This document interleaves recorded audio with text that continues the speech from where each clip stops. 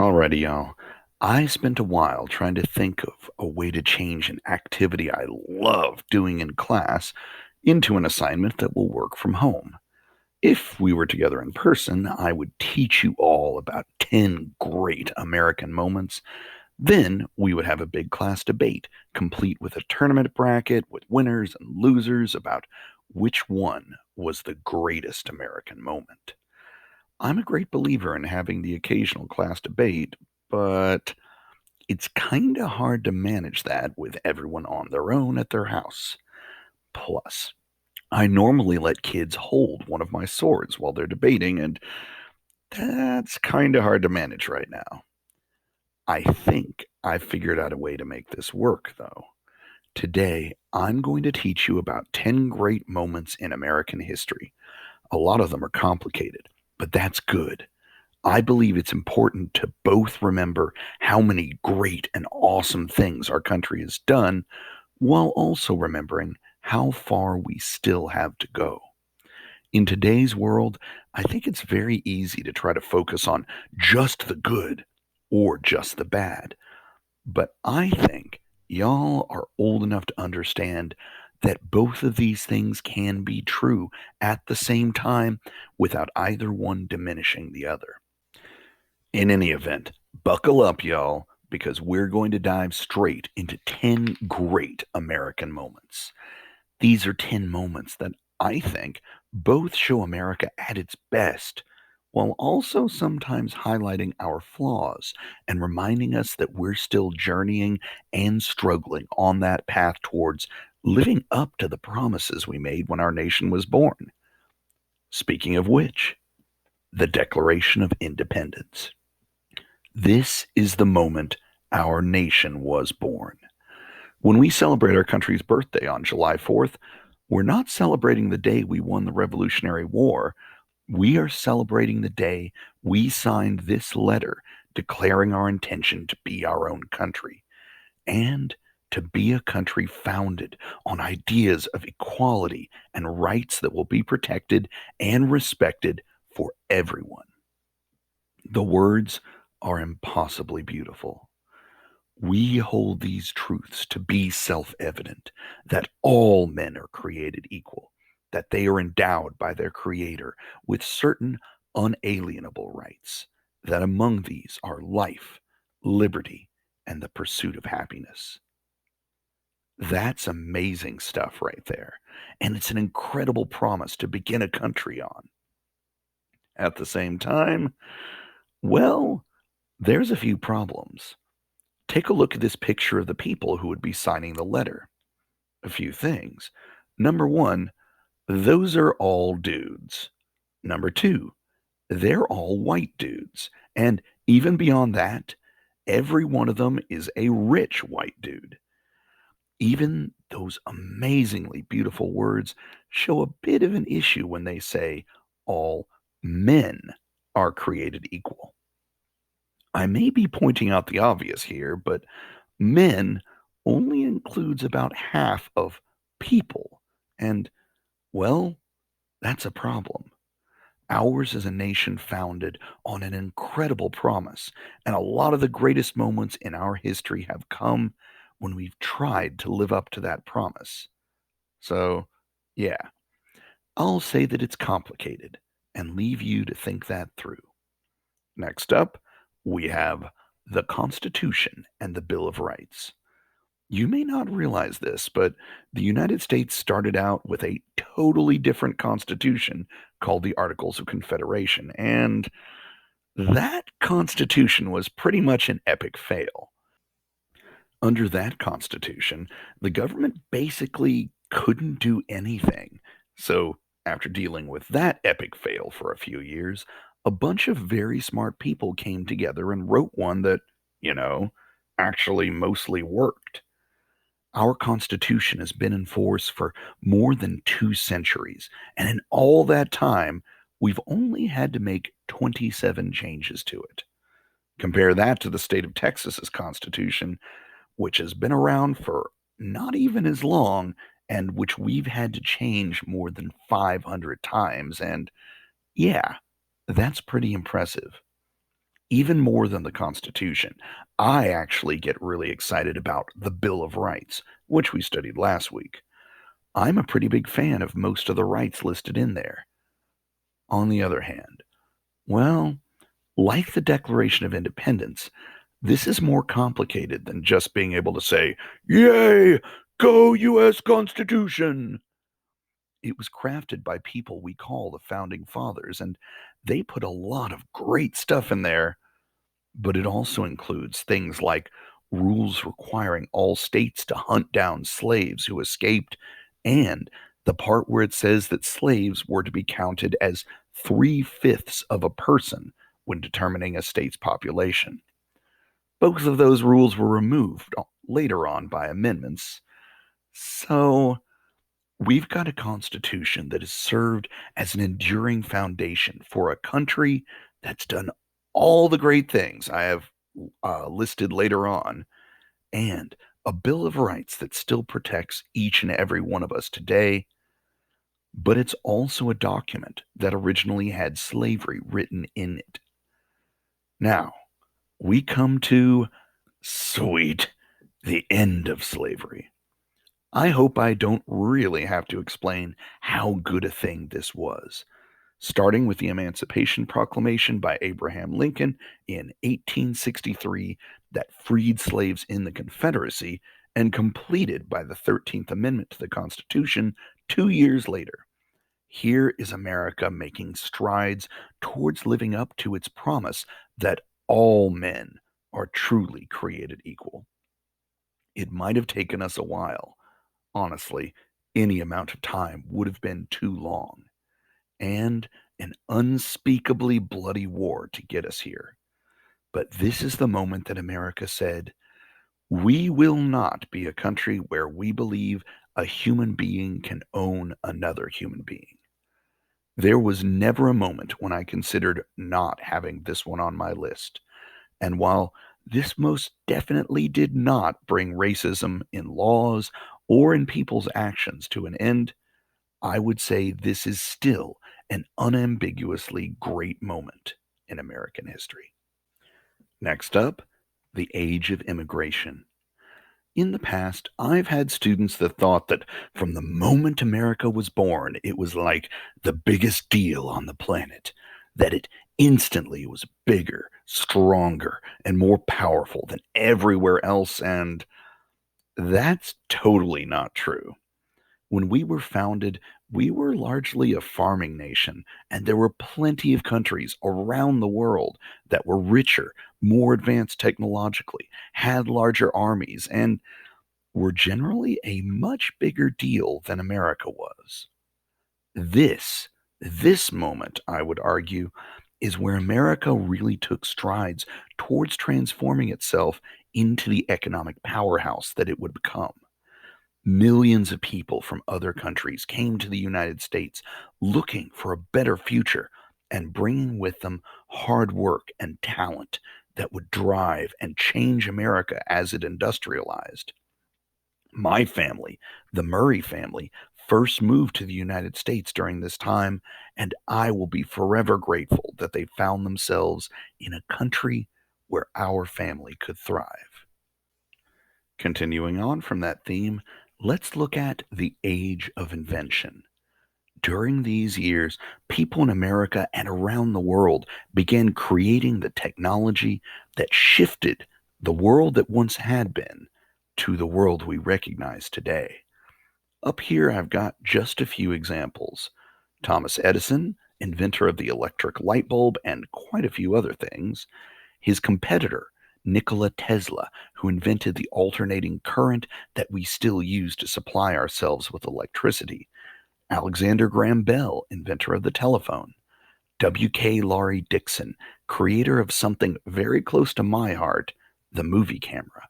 And finally, the famous Wright brothers, inventors of the airplane. You may notice that the date range on this is exactly the same as the one I gave for the age of immigration, and I don't think that's an accident. On the left side of the screen, Thomas Edison and the Wright brothers were American born, but each of the other three inventors shown here were immigrants to America. This, I'd argue, is a prime example of America at its most awesome, leveraging the drive and abilities of its native citizens together with those who actively made the choice to make this land their home. So, you remember when I quoted the Declaration of Independence and that beautiful promise that America started with all men are created equal? Let's see if we can't improve that promise. Next up, we've got the 19th Amendment, which finally gave women the right to vote. This is an example of how America could begin with an amazing promise, but instead of seeing that promise as good enough, show that it was capable of growing beyond it and doing even more. With this amendment, our nation transcended its origins and acknowledged the simple and obvious truth that, yeah, if we're going to claim that we're a free country, it would probably be good to be someplace where everyone, all people, are created equal. Passing this amendment didn't necessarily make gender discrimination vanish overnight, but it was and remains a powerful, monumental step forward in our nation's drive to live up to and even exceed the promise it was founded on. And now, the Marshall Plan. Of all the moments I've listed, for a lot of people, this might be the most unexpected. The year is 1947. World War II, the biggest, worst, most destructive war in the history of the world, is finally over. The United States and its allies are victorious, and Germany, a nation that absolutely 100% for sure was the leader of the bad guy team during that war, lies in economic ruins. Throughout history, including a few decades earlier at the end of World War I, the most usual thing that happens in this situation is for the victorious country to essentially grind the loser into the dirt, forcing them to pay money, forcing them to give up land. But instead of doing anything like that, instead, the United States extended a hand to their defeated foe. Instead of demanding payment, the United States poured money into rebuilding Germany, instead, into a better version of itself. The United States saved uncounted lives of children who otherwise would have starved, and instead of leaving behind a legacy of hatred and a continuing cycle of violence, it gave Germany a chance to become a nation that, for the most part, has been a powerful ally and friend in the years ever since.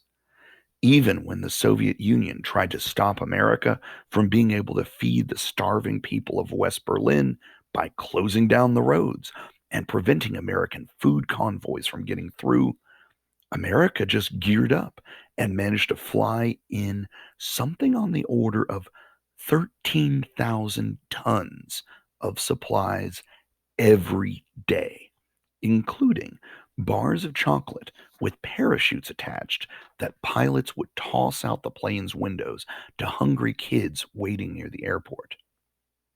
True greatness doesn't necessarily come in destroying your enemies. It can also come from helping them to be better and making them your friends.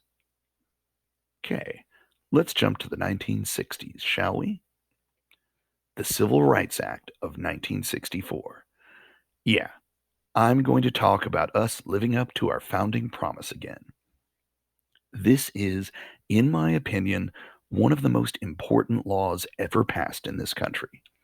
To put it simply, this law makes it illegal to discriminate against somebody based on their race, whether they're a man or a woman, what country they came from, or what religion they follow. Even though it was passed more than 50 years ago, this is still the go to law that stands as a bulwark against discrimination and businesses or people who try to break our nation's founding promise and treat any of us as anything less than equal. This law got passed through the hard work of many, many protesters and members of the civil rights movement, including Dr. Martin Luther King Jr., who, you can see standing and looking over the shoulder of President Johnson as he signs the law. Our country absolutely still struggles with various forms of discrimination to this day.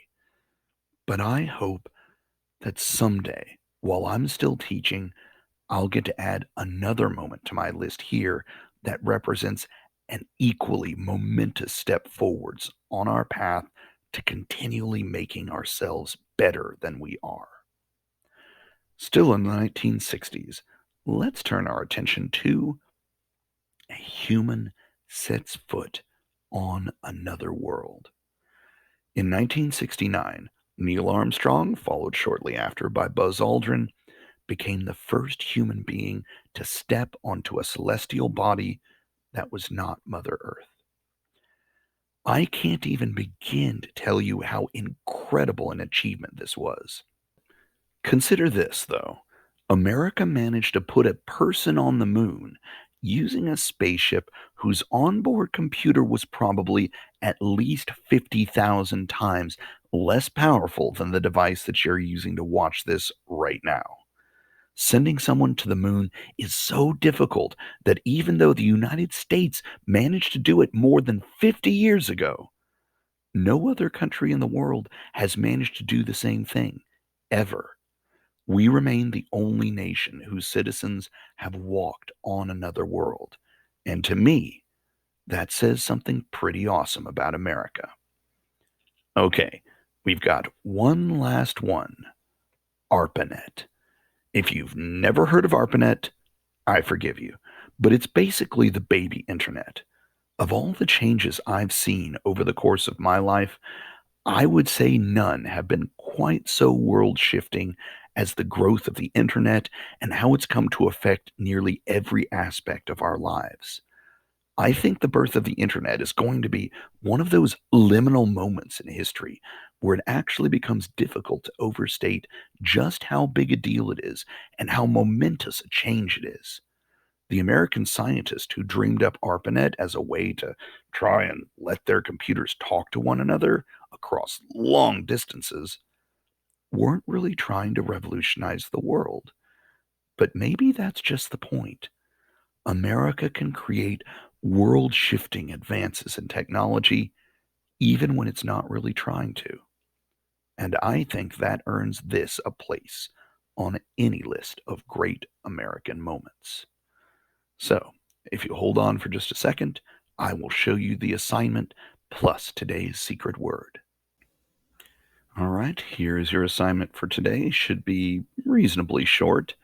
I've already filled in my name and class period, but the secret word for today is moments, like great American moments. After you fill that in, just a few short things to do. So, I listed out 10 great American moments for you guys. I would like you to vote on which you would like to advance to the next round of the competition. All 10 are listed here.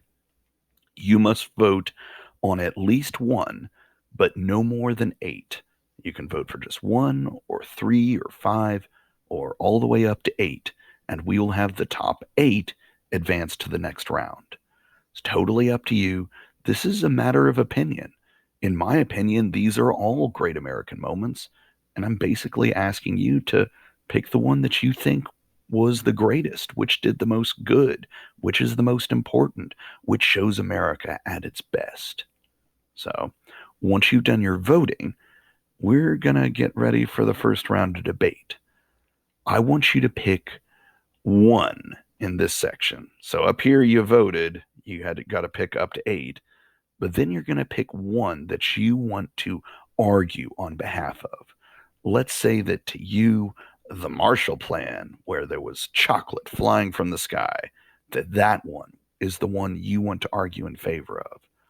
Well, you'll pick that one right here, and then in the final section, you're going to type out an argument trying to explain why that is the greatest American moment.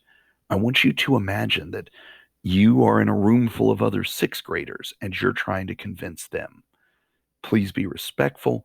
Don't put down the other moments. I want to see you build your moment up. I think that's it. Once you've finished typing your argument, you should be able to submit. I look forward to reading what you guys wrote.